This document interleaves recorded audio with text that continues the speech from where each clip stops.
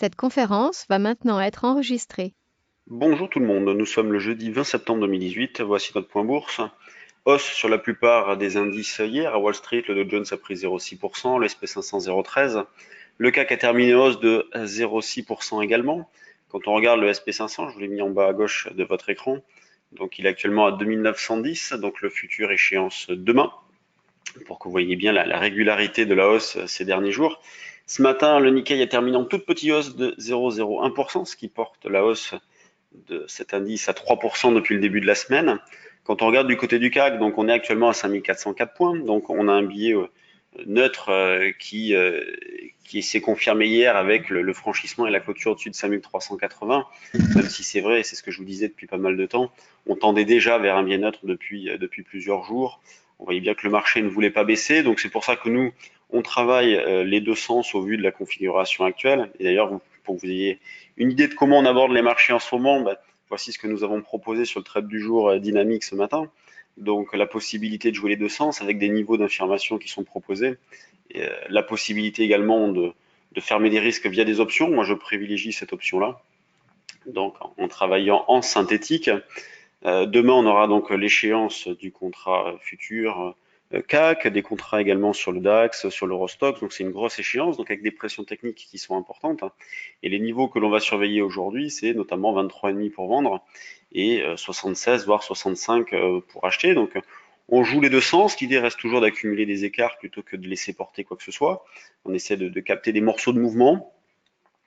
Sur le DAX, le billet est davantage baissier, donc le DAX est en sous-performance depuis pas mal de temps, on continue à travailler vendeur. L'idée étant de vendre sur les plus hauts d'hier, donc cette zone de 12 230, 12 240, dans l'idée d'accumuler des écarts de l'ordre de 30-40 points. Sur le CAC, pour en revenir au CAC, si jamais on arrive à vendre par exemple vers 23, eh bien 15-20 points de retracement, faut pas hésiter, vu l'ambiance. Pareil, si on arrive à acheter vers 75-80 en ce début de séance, des rebonds de 15-20 points doivent être mis à profit pour alléger, solder des positions, pour recommencer. Il est important dans cette phase d'être dynamique. Quand on regarde du côté de l'euro-dollar, eh bien, il piétine, hein, il reste toujours autour des 1,17, donc ça fait pas mal de temps que ça dure, ce qui nous permet, nous, d'accumuler pas mal d'écarts, puisqu'on a pu vendre hier dans la zone des 1,1710. Je disais que la zone des 1,1710, 1,1720 était la zone de vente. Eh bien, pour aujourd'hui, on va reprendre cette zone-là, donc on peut très bien vendre en double top à 1,1713 dans l'idée d'aller chercher un 16,80 voire un 16,60 sur le trade du jour, c'est ce que nous avions proposé, un rachat à un 16,63. Donc ça a été fait en fin de séance, donc vers 16-17 heures. Quand on regarde du côté des actions, donc on a, commençons par les valeurs du CAC, on a les bancaires qui se comportent très bien, notamment Société Générale qui prend 1,4%. Donc vous voyez, j'ai mis une petite alarme ici. On a un signal d'achat qui a été déclenché sur la Société Générale ce matin, donc on peut peut-être aller chercher les 38,5 voire et surtout la zone des 40-41. Donc on assiste à un rattrapage des valeurs en retard, les bancaires en faisaient partie. On retrouve cette situation-là aussi sur des plus petites capitalisations. À l'inverse, on a Schneider qui sous-performe un petit peu, Unibail, Peugeot. On a un signal d'achat qui s'est déclenché sur Renault hier. Je vais vous montrer Renault. Tac, tac, tac, la voici. Donc avec le franchissement de cette zone de 76-77, signal d'achat déclenché. Il y a du potentiel, donc après il y a de quoi être méfiant au vu de l'ambiance générale du marché. Est-ce qu'on va avoir un relais et que le CAC va aller chercher 5005, 5006? C'est loin d'être évident, mais sur certaines actions, donc notamment en retard, on a des situations graphiques qui sont en nette amélioration.